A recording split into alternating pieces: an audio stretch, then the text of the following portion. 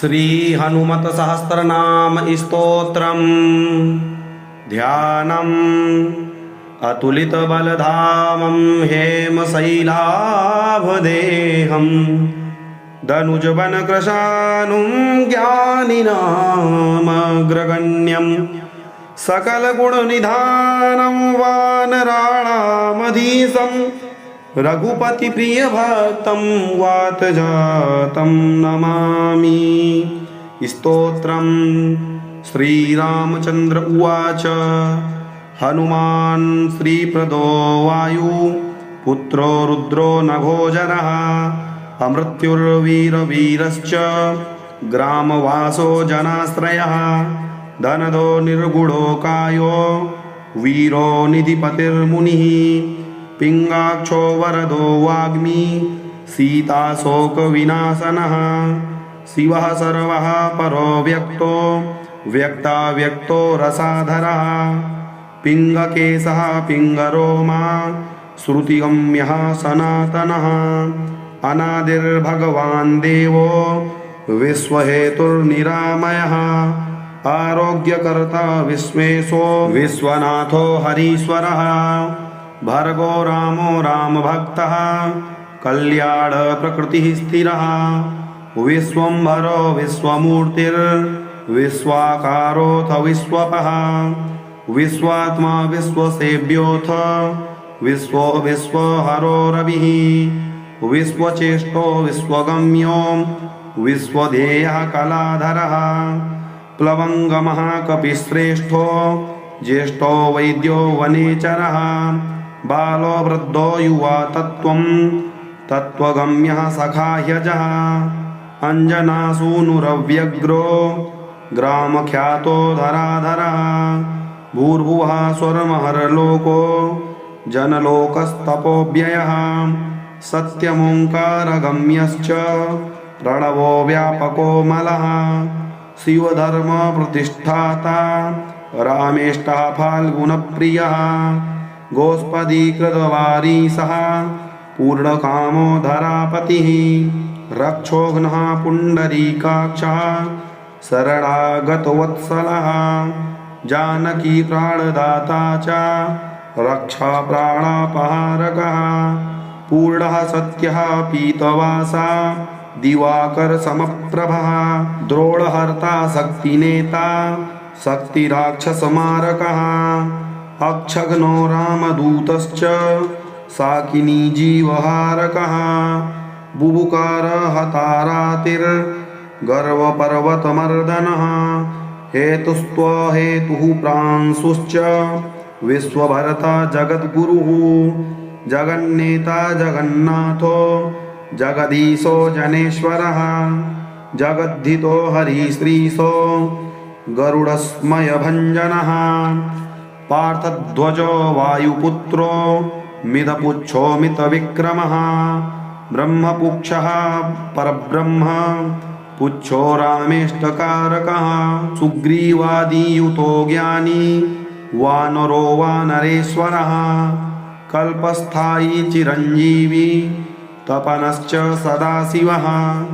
सन्नतिः सद्गतिर्भुक्तिः मुक्तिदः कीर्तिदायकः कीर्तिः कीर्तिप्रदश्चैव समुद्रः श्रीपदः शिवः भक्तोदयो भक्तगम्यो भक्तभाग्यप्रदायकः उदधिक्रमणो देवः संसारभयनाशनः वार्धिबन्धनकृतविश्व जेता विश्वप्रतिष्ठितः लङ्कारी कालपुरुषो लङ्केशग्रहभञ्जनः भूतावासो वासुदेवो वसुस्त्रिभुवनेश्वरः श्रीरामरूपः कृष्णस्तु लङ्काप्रासादभञ्जकः कृष्णः कृष्णस्तुतः शान्तः शान्तिदो विश्वपावनः विश्वभोक्ता तमारघ्नो ब्रह्मचारी जितेन्द्रियः ऊर्ध्वगोलाङ्गुलीमाली लाङ्गूलाहत राक्षसः समीरतनुजो वीरो वीरतारो जयप्रदः जगन्मङ्गलदः पुण्यः पुण्यश्रवणकीर्तनः पुण्यकीर्तिः पुण्यगतिर्जगत्पावनपावनः देवेशोजितमारोथ रामभक्तिविधायकः ध्याता ध्येयो लयः साक्षी चेता चैतन्यविग्रहः ज्ञानदः प्राणदः प्राणो जगत्प्राणः समीरणः विभीषणप्रियः शूरः पिप्पलाश्रयसिद्धिदः सिद्धः सिद्धाश्रयः कालो महोक्षः कालजान्तकः लङ्केशनिधनस्थायी लङ्कादाहक ईश्वरः चन्द्रसूर्याग्निनेत्रश्च कालाग्निः प्रलयान्तकः कपिलः कपिशः पुण्य राशिर्द्वादशराशिगः सर्वाश्रयो प्रमेयात्मा रेवत्यादिनिवारकः लक्ष्मण प्राणदाता च सीताजीवनहेतुकः रामध्येयो हृषीकेशो विष्णुभक्तो जटीबली देवारिदर्पः होता दाता कर्ता जगत्प्रभुः नगरग्रामपालश्च शुद्धो बुद्धो निरत्रपः निरञ्जरो निर्विकल्पो गुणातीतो भयङ्करः हनुमाश्च दुराराध्यस्तपः साध्यो महेश्वरः जानकीधनशोकोत्थ तापहर्ता परात्परः वाङ्मयः सदसद्रूपः कारणं प्रकृतेः परः भाग्यदो निर्मलो नेता पुच्छलङ्काविदाहकः पुच्छबद्ध यातुधानो यातुधान रिपुप्रियः छायापहारी भूतेशो लोकेशः सद्गतिप्रदः प्लवङ्गमेश्वरः क्रोधः क्रोधसंरक्तलोचनः सौम्यो गुरुः काव्यकर्ता भक्तानां च वरप्रदः भक्तानुकम्पी विश्वेशः पुरुहूतः पुरन्दरः अग्निर्विभावसुरभास्वान् यमो नैऋतिरेव च वरुणो वायुगतिमान् वायुः कौबेर ईश्वरः रविश्चन्द्रः कुजः सौम्यो गुरुः काव्यः शनैश्चरः राहुः केतुर्मरुद्धोता दाता हर्ता समीरजः मशकीकृतदेवारिर्दैत्यारिर्मधुसूदनः कामः कपिः कामपालः कपिलो विश्वजीवनः भागीरथी पदाम्भोजः सेतुबन्धविशारदः स्वाहा स्वधाभिः कव्यं हव्यवाहकप्रकाशकः स्वप्रकाशो महावीरो लघुरूर्जितविक्रमः उड्डीनोड्डीनगतिमान् सद्गतिः पुरुषोत्तमः जगदात्मा जगद्योनिर्जगदन्तो यत्नन्तकः निपाप्मा निष्कलङ्कोऽथ महान् महदहङ्कृतिः खं वायुः पृथिवी चापो वह निर्दिक्पाल एव च क्षेत्रज्ञः क्षेत्रहर्ता च पल्वलीकृतसागरः हिरण्मयः पुराणश्च खेचरो भूचरो मरः हिरण्यगर्भः सूत्रात्मा राजराजो विशाम्पतिः वेदान्तवेद्य उदगीतो वेदाङ्गपारगः प्रतिग्रामस्थितिः सद्यः स्फूर्तिर्दाता गुणाकरः नक्षत्रमाली भूतात्मा सुरभिः कल्पपादपः चिन्तामणिर्गुणनिधिः प्रजाधारो ह्यनुत्तमः पुण्यश्लोकः पुरारातिर्ज्योतिष्मान् सर्वरीपतिः किलकिलारावसन्त्रस्त भूतप्रेतपिशाचकः ऋणत्रयहरः सूक्ष्मः स्थूलः सर्वगतिः पुमान् अपस्मारहरः स्मर्ता श्रुतिरगाथा स्मृतिर्मनुः स्वर्गद्वारं प्रजाद्वारं मोक्षद्वारं यतीश्वरः नादरूपः परं ब्रह्म ब्रह्म पुरातनः एकोनेको जनः शुक्लः स्वयं ज्योतिरनाकुलः ज्योतिर्ज्योतिरनादिश्च सात्विको राजसस्तमः तमोहर्ता निरालम्बो निराकारो गुणाकरः गुणासुरयो गुणमयो बृहत्कर्मा बृहद्यसाः बृहद्धनुर्बृहत्पादो बृहन्मूर्धा बृहत्स्वनः बृहत्कर्णो बृहन्नासो बृहद्बाहुर्बृहत्तनुः बृहज्जानुर्बृहत्कार्यो बृहत्पुच्छो बृहत्करः बृहद्गतिर्बृहत्सेव्यो बृहद्लोकफलप्रदः बृहच्छक्तिर्बृहद्वाञ्छा फलदो बृहदीश्वरः बृहल्लोकानुतो द्रष्टा विद्यादाता जगद्गुरुः देवाचार्यः सत्यवादी ब्रह्मवादी कलाधरः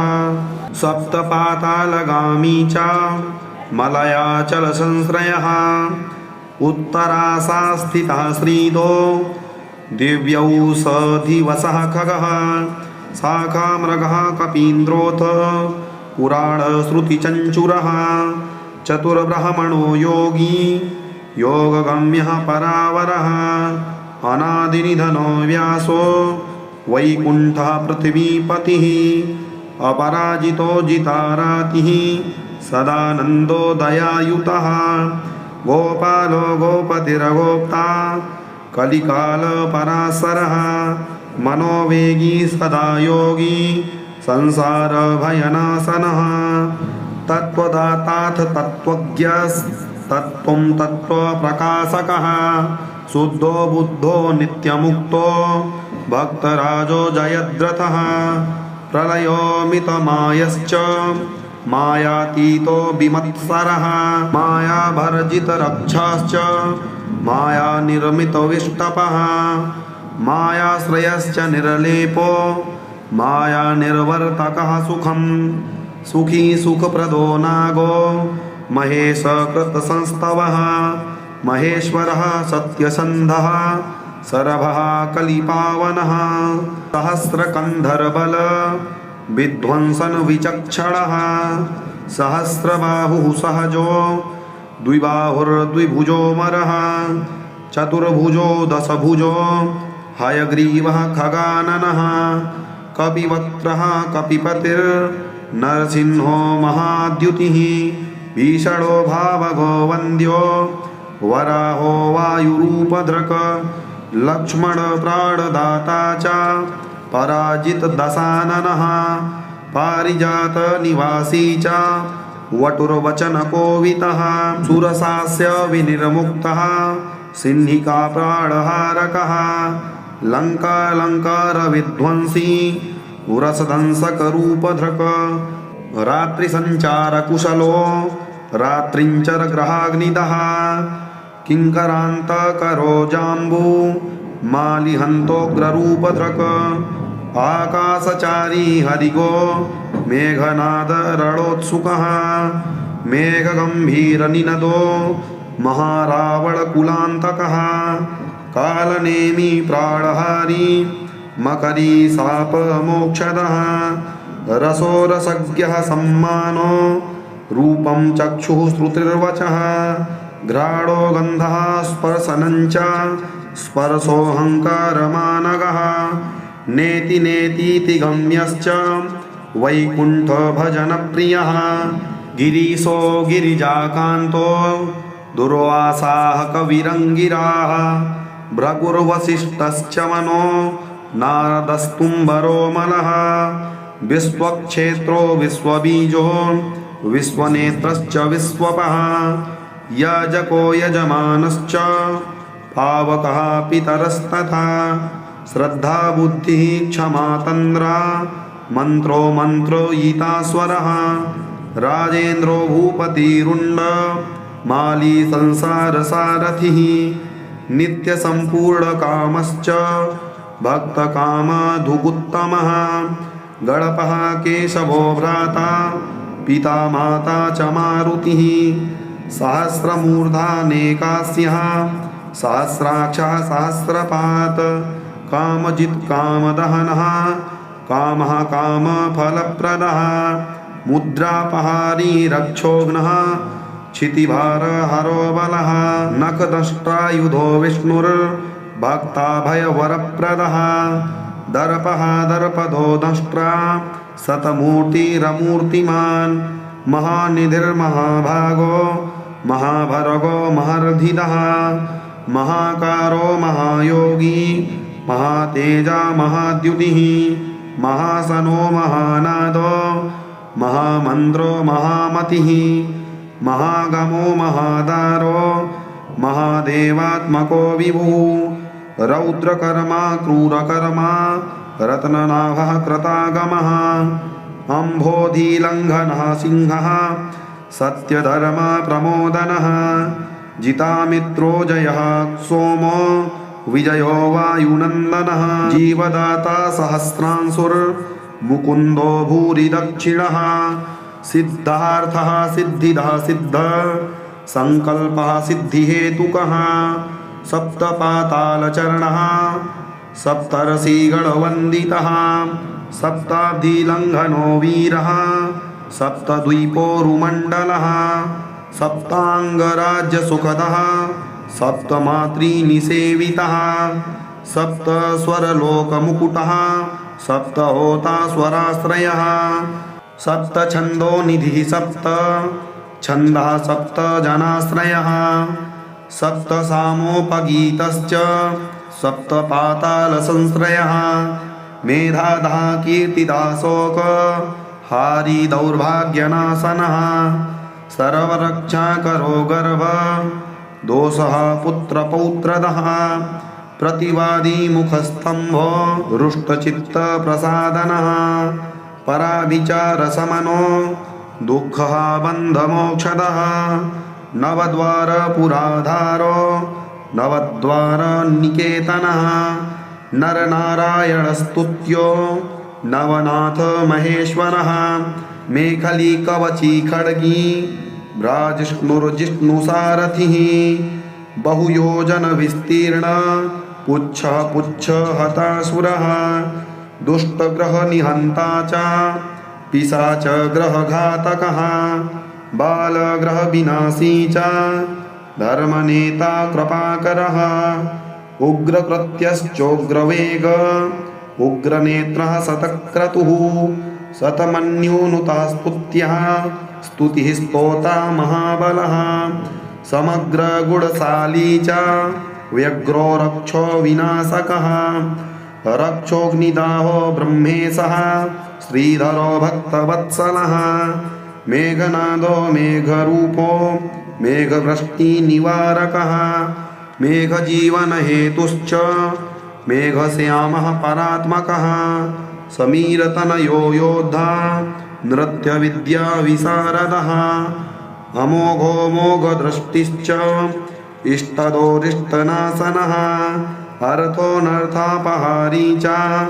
समर्थो रामसेवकः अर्तिवन्द्यो सुरारातिः पुण्डरीकाक्ष आत्मभूः शङ्करषडो विशुद्धात्मा विद्याराशिः सुरेश्वरः अचलोद्धारको नित्यः सेतुकृद रामसारथिः आनन्दः परमानन्दो मत्स्यः कूर्मो निराश्रयः वाराहो नारसिंहश्च वामनो जमदग्निजः रामः कृष्णः शिवो बुद्धः कल्की रामाश्रयो हरिः नन्दी शृङ्गी च चण्डी च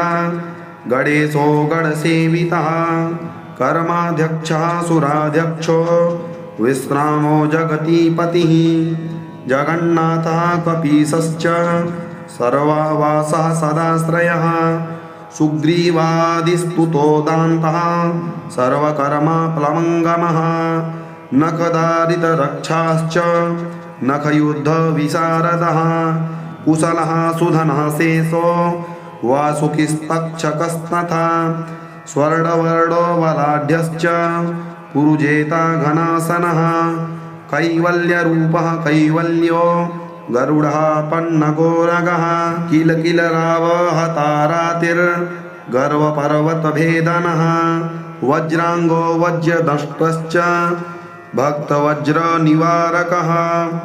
नखायुधो मणिग्रीवो ज्वालामाली च भास्वरः प्रौढप्रतापस्तपनो भक्ततापनिवारकः शरणं जीवनं भोक्ता नानाचेष्टो ह्यचञ्चलः स्वस्तिमान् स्वस्तिदो दुःख सातनः पवनात्मजः पावनः पवनः कान्तो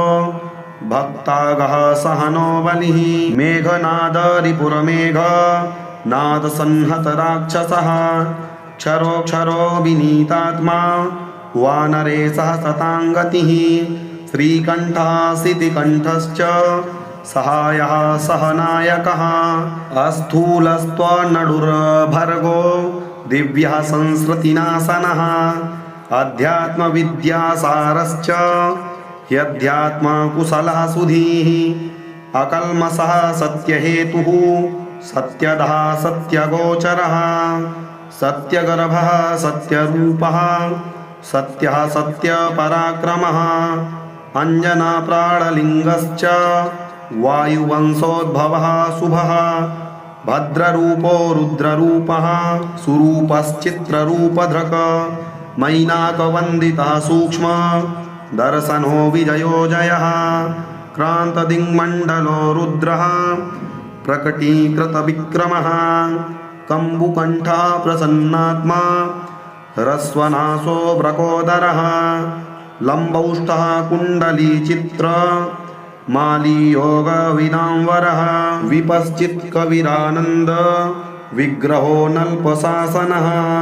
फाल्गुनी सूनुरव्यग्रो योगात्मा योगतत्परः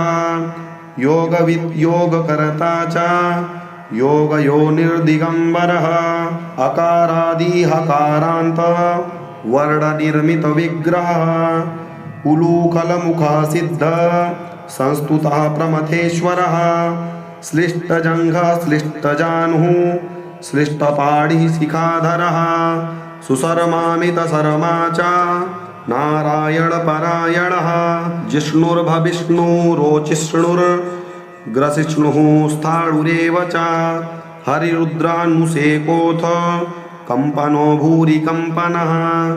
गुणप्रवाहः सूत्रात्मा वीतरागस्तुतिप्रियः नागकन्याभयध्वंसी रुक्मवर्णः कपालभृत अनाकुलो भवोपायो